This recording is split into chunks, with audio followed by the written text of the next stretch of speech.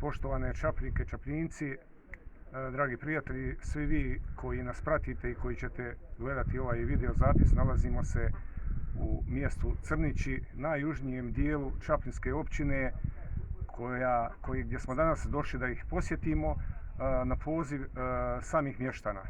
Želim vas izvijestiti da je ovo mjesto zapostavljeno od gradske uprave, odnosno općinske uprave, a od nazad godinu dana i gradske. 12 punih godina niko iz ove uprave nije ovdje došao, niti je razgovarao s ovim ljudima i upoznao se sa njihovim problemima.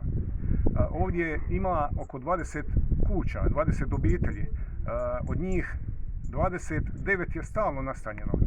Imaju velikih svojih problema, najviše što se tiče infrastrukture, povezanosti ovoga mjesta sa matičnom općinom Čapljina. Jedini način kako se mogu povezati sa svojim gradom jeste da moraju prelaziti državnu granicu, ući u Republiku Hrvatsku da bi ponovo izašli iz Republike Hrvatske i došli do svoje općine. Već nekoliko godina mještani naselja Crnići šalju dopise gradskoj upravi, ali nažalost nikad odgovora.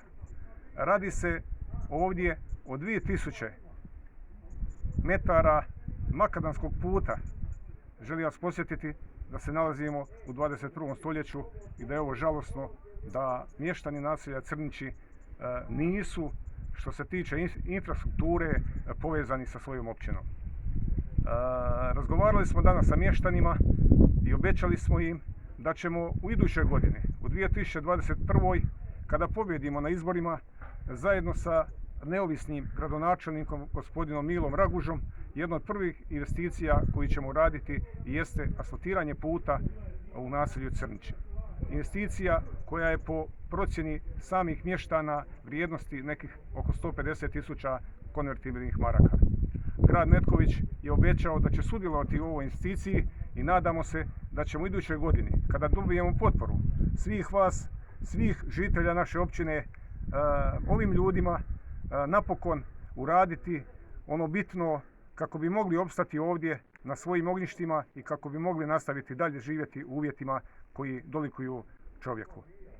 Rodić iz Crnića, općina Čapljina, za koje postoje još pojedini utapljeni ljudi koji ne znaju za nas. Jer sam imao iskustva doći po neke dokumente tražiti za osobne potrebe, pa su me slali u Stolac, u općinu. Pa kad sam rekao ja da imaju Crnići ovdje, onda mi oni kažu da divimo čudo, mi prvi put čujemo za to.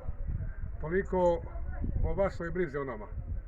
A sad najprije bi želio pozdraviti ovu lijepu ekipu koja je došla da nas ovdje obiđe, da se upozna sa našim problemima, jer to prije nije običaja bilo. A čak ni da su dotični nas htjeli primiti tamo da nas saslušaju, da čuju naše probleme.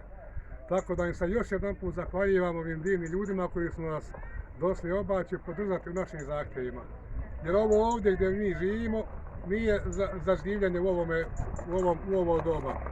Sad ovi su se ljudi malo uvjerili, obišli su naš teren i vidjeli kakvi je naš put. Svakodnevni naš život, kako teče ovdje, kako protječe, kako se mi borimo i kako ovdje opstajemo.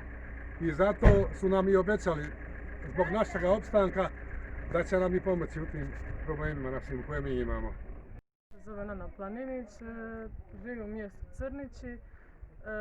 Naš najveći problem su nezainteresiranost gradske vlasti da nama mladima što smo ovdje ostali pomognu, a ne tražimo puno, tražimo samo da se sredi naše putevi, da možemo normalno prolaziti, normalno se kretati. Već par puta smo dolazili u općinu Čapljina, znači grad Čapljina, da se nama pomogne, nama mještanima koji ovdje boravimo. Slali smo dopise, išli smo preko mjesnih zajednica, ali nismo dobili nikakav povratni poziv da bi se nama pomoglo, kao da vidimo da su spremni nama pomoći. Nisu nam se ni odazvali, iako su nas par puta zapisivali za sastanke, ali to nikad nismo doživjeli od njih da nas pozovu, da možemo uopće razgovarati koji su naši problemi i što nas muči općenito. Jedan od najvećih problema koje mi ovdje imamo jesu prometnice naše ovdje. koje su, ajmo reći, kozje staze za današnje vrijeme. Jer zbog velikih oborina, zbog položaja na kojem se nalazimo, sve ove popravke koje mi radimo na našem makadamskom putu traju do prvih kiša. Znači jedino rješenje je trajno asfalt, koji na ovom našem jadnom uskom puteljku ne bi bio neki preveliki trošak, videći kakve se investicije okolo rade, gdje se ulaže, na kakva mjesta idu široki putevi i tako dalje.